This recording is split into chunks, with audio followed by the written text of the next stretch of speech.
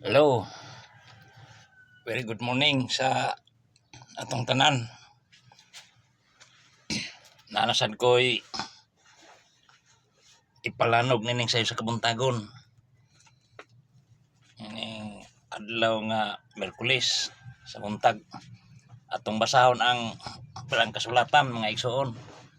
Kining sulat, unang sulat ni San Pablo ngadto taga Corinto sa kapitulo 13. Naghisgot ni gugma. So basahon ako.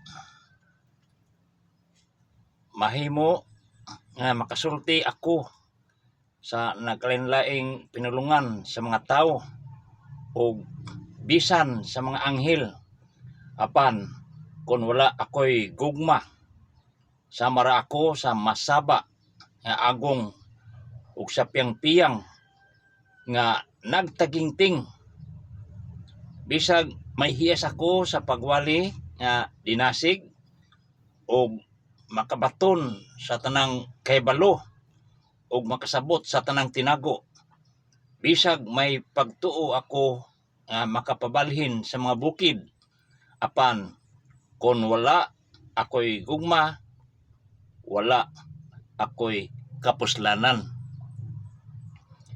Bisag ipanghatag ko pa ang tanan nga ania kanako o ipasunog ang akong lawas apan kon wala ako'y gugma wala kini kapuslanan. Ang gugma mapailubon o maluluyon. Ang gugma dili masinahon ni tigpasikat o garbuso. Ang gugma dili bastos o hakog. Sukanon, ang gugma dili madinumtanon. Ang gugma dili malipay sa dautan kundili sa kamatuoran. Ang gugma mapailubon, matinuohon, malaumon ug molahotay gayod. Ang mga dinasig nga mensahe lumalabay lamang. Ang mga hiyas sa pagsulti mawala. Ang kahibalo mahanaw apan dili gayud matapos ang gugma.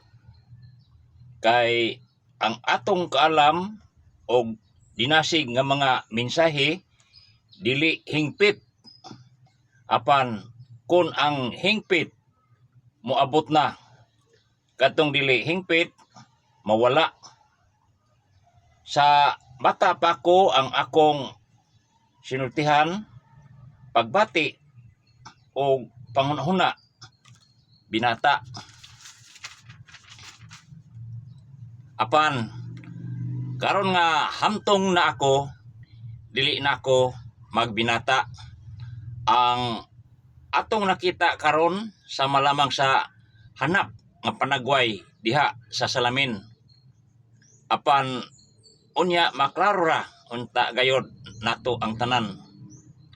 Ang mahibaluan ko karon tipik lamang apan mahingpit ra unya kini sa makahingpit sa kahibalo sa Dios bahin kanako.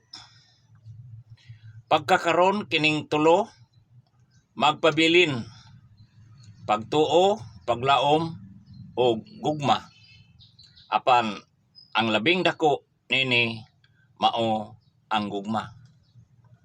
Mga kaigsuonan, hinatong tatong sabtan ang pagbasa karong buntagan ining unang sulat ni San Pablo ngadto sa taga Corinto kapitulo 13 ang naghisgot og gugma. Karong panahon na mga kaigsuonan, siguro kitang tanan labi na kato mga gitawag og mga nagpakabana nagsubaybay sa pulong sa Ginoo. Sinati nato ang nagkadayang mga prinsipyo, ang mga nagkadayang mindset sa tao. Labi na kung hisgot tag mga pagtulunan diya sa simbahan. Dili na to hikalimtan mga kaigsunan nga sa wala pa mataw si Kristo din sa kalibutan, daghan na mga nag-una pa nga mga pagtulunan. Nanay nag-una mga tinuhan. Ang una gyud nga tinuhan nga napundar matong tinuhan nga din gidumala ni Moises atong Judaism. Unya si Moises ginihan siya sa Espiritu Santo sa Ginoo, o gani si Moises mo ang suod sa Ginoo, makigistorya ang Ginoo sa iya ha, o gigihan siya gikan sa pagbakwit, gikan sa kamot sa mga madawdagon nga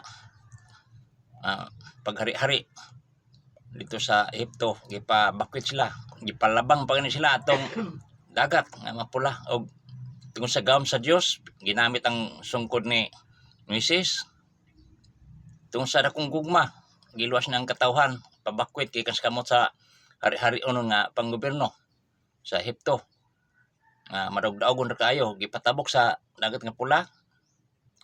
Grabe nga gahom, sungkod lang ang bunal sa dagat, nihatag na nigibiwa nahimo og karsada aron makaagi ang katawhan. Pagtabok nato sa ilang temporary nga kaluwasan sa tawhanon panginahanglan. So gitabangan sila sa Ginoo ang minsan na nga tungod sa dakong gugma sa Ginoo ngadto sa katawhan, o iyang gisalig ang manggahom ngadto ni Moises.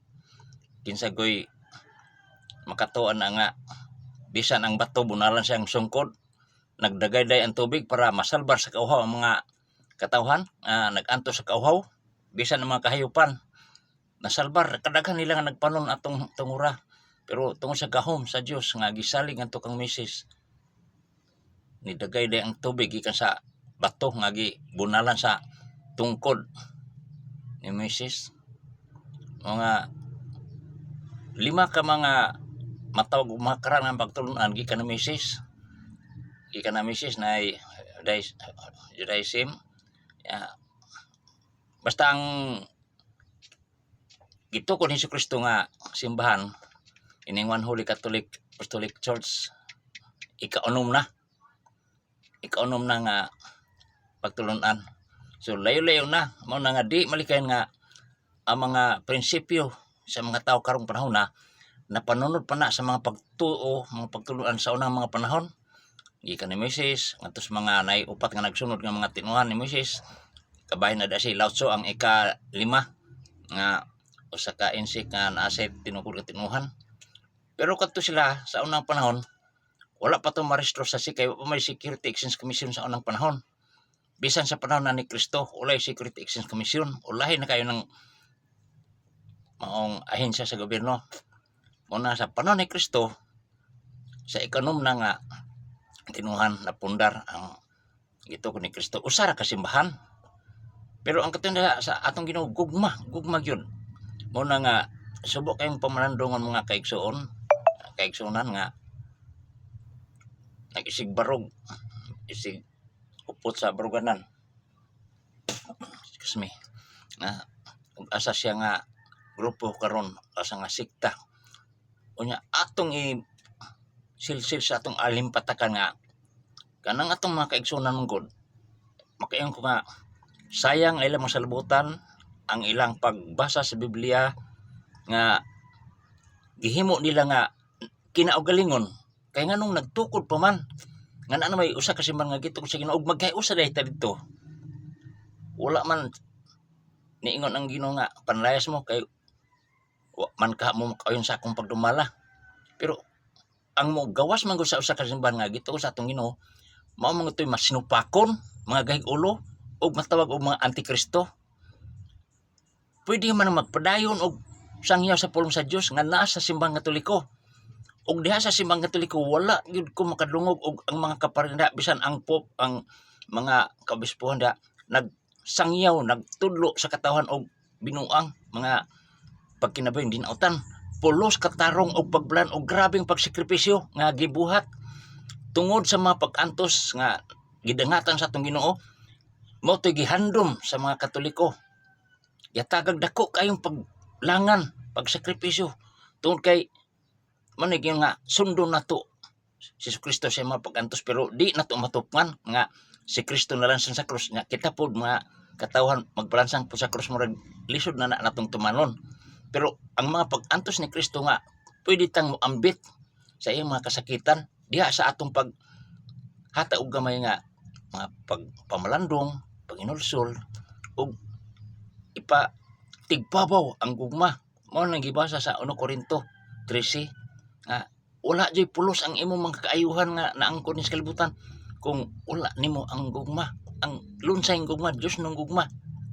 Kaya nang tanan, taklo lang na, mawala. Mamatay ka, mawala ka ng kalibutan na. Ang imong gugma, madala nimo. Gugmang salingkapaw.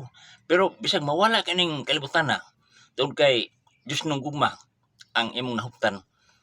Ang imong Dios nung gugma nagpabilin nga tos katawhan. Bisag pila na katuig ka nawala ng kalibutan na. Ang Dios nung gugma nimo, ni kailap. Posible pa nga makailap tibok kalibutan kay siyempre ang mga tao mo adtog laing lugar unya manabi katus planos buhi pato siya si brother si sister mao ni iya mga binuhatan sa simbahan. Grabe ang pag-antos pagsakripisyo, naglider mao'y manguna sa mga pag-ampo.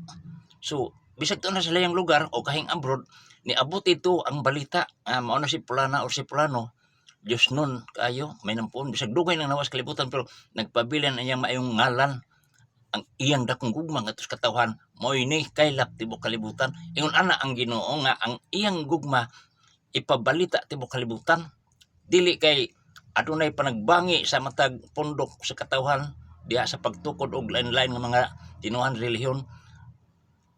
Salingkapaw ang gugma nga naangkon sa matag usa. Tungod kay nagbangi bahin sa kamatuoran. Usar man ang kamatuoran na ipa kailap sa tibok kalibutan nga ang gahom sa Dios pinagi sa pagpakataon ni Kristo nagluwas sa katawhan tungod sa dakong gugma. Unya ang iyang pagpanudlo sa simbahan makahatag og kaluwasan kay ginabalik-balik yun na sa pag-ingon nga kung si Kristo nagtukod og usa ka simbahan ang simbahan is the instrumental cause of salvation. Kay si Kristo nga magtutukod, manluluwas man, siya ang principal cause of salvation. Ang simbahan niyang gitukod, instrumental cause of salvation. Muna nga, kung magpasakop tada sa usa ka simbahan, ang gitukod sa itong Ginoong Kristo, makasiguro ta diha. Kay kana man ang instrumento nga gihimo nga para sa matag usa ka kaluwasan. Muna mga igsuon, atong gamiton ang atong nauna. Di na unta taangay pa nga magtukod pa ng simbahan. Daghang sikta. Aron lang magpakaroon inon nga nagwali sa pulong sa Dios, nagsubay sa matarong sa pagpuyo nining kalibutan. Unya, kinsay nagtukod ana ang pundok tao lamang, dili manuluwas, giparehistro sa Security Exchange Commission para mahimong legal ang koleksyon. So naay gidipinsahan kay kung dili marehistro sa Security Exchange Commission, illegal man ang pagbuhaton nga mga koleksyon. Bisag unsang klaseng koleksyon, ma-illegal. Pero kung narehistro sa Security Exchange Commission, ang tanan koleksyon legal. So, walay problema sa panggobyerno, walay problema sa natos katawhan. Kay wala man giing nga gipugos pagpahatag, kundi nay baraod na ipatakaran. Mao na mga kaisunan nga hinat munta. Pero sa akong pagampo, kanang giing sa English nga, someday we may be one in a one Holy Catholic Apostolic Church. O mga tigwang ta nga cute, grabe ka cute sa tigwang na Catholic until the end. Good luck mga kaigsunan. That's all. Thank you for watching. Like and share.